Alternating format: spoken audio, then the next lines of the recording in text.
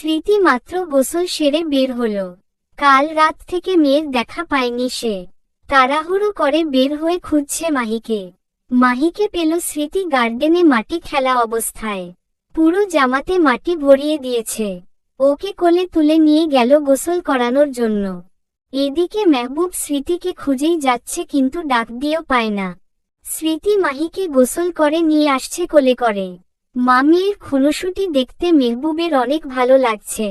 টুপ করে স্মৃতির কোমর জড়িয়ে ধরল পিছন থেকে।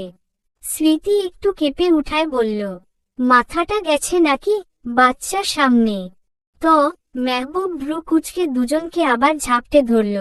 গাড়ি চলছে অজানা রাস্তায়। ধুকপুক করছে নিধির মন।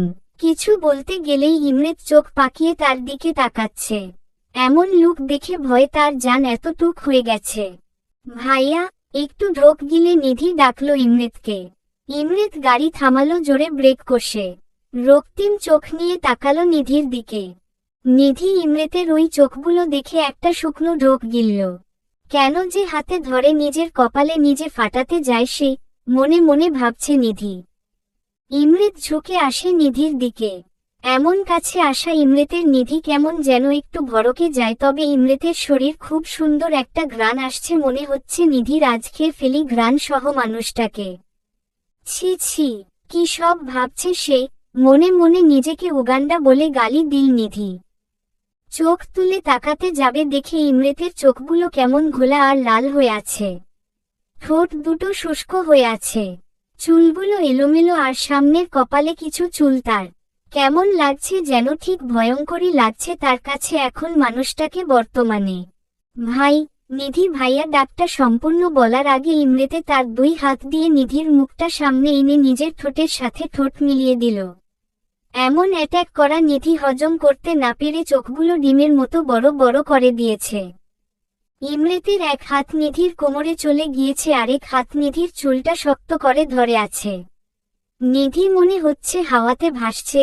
শরীরটা প্যারালাইজ লাগছে তার কাছে। নিয়ন্ত্রণ নাই তার শরীর তার কাছে। এরকম কেন লাগছে? এরকম ইমরেত ভাইয়া করল কেন? উনি তো আমারে দেখতেই পারে না, তাহলে এরকম করে চুমু খাচ্ছে কেন? বিভিন্ন প্রশ্ন নিধি মনে ঘুরপাক খাচ্ছে। ওর অপর পাশে তার ঠোঁটের উপর নিজের ঠোঁট বিলীন করে যাচ্ছে। মনে হচ্ছে এই দিনটার জন্য সে অপেক্ষায় ছিল। অনেকক্ষণ হয়ে যাচ্ছে কিন্তু ইমরেতের সরে আসার নাম নেয়। নিধির মনে হচ্ছে ঠোঁট মনে হয় আর নাই। একটু সরে আসতে চাইলে ইমরেত নিধির উপর উঠে পড়ে গাড়ির সিটের সাথে চেপে ধরে। নিজের মতো করে চুমু খেয়ে যাচ্ছে। বেশ কিছুক্ষণ পর ইমরেতের ঠোঁটের যুগলবন্দি থেকে নিধি মুক্তি পেল। নিধির আগে ঠোঁটে হাত দিচ্ছে। তার ঠোঁট আছে নাকি গায়েব হয়ে গেছে?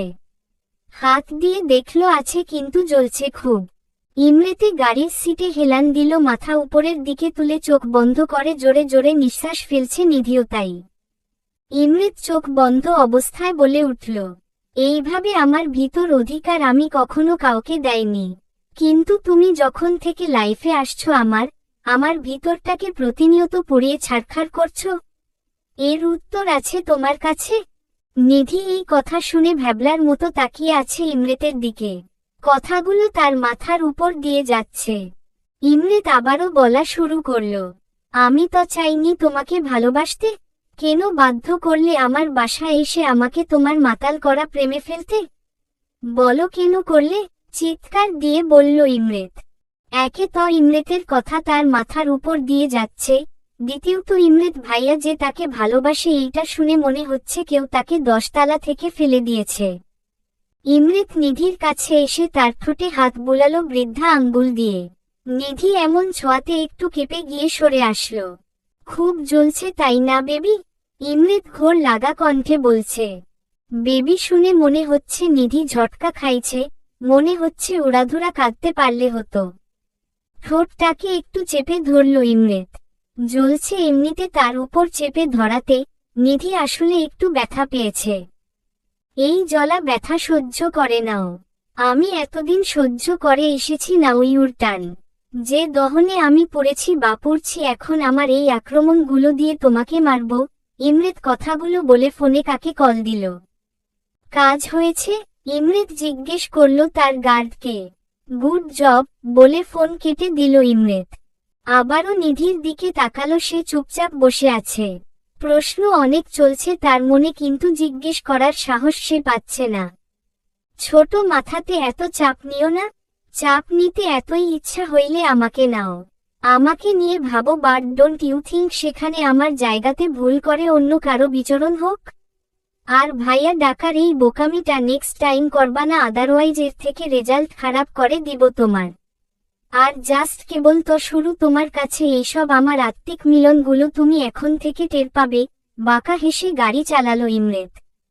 আল্লাহ, সব ছেড়ে মানুষরূপী ডাক্তার দানব আমার উপরে আছাড় খেয়ে পড়ল। নিধি নিজের মনে কথাগুলো বলছে। বাড়ি পৌঁছালো তারা দুজন। ইমরেত গাড়ি থেকে নেমে টেনে নিধিকে নামালো।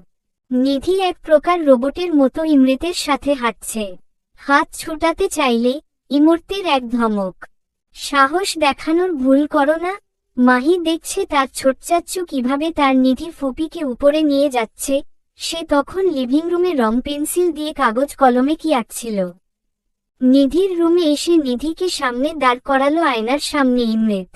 এই যে এখানে তোমার অবস্থান, আর এখানেই থাকতে হবে তোমাকে।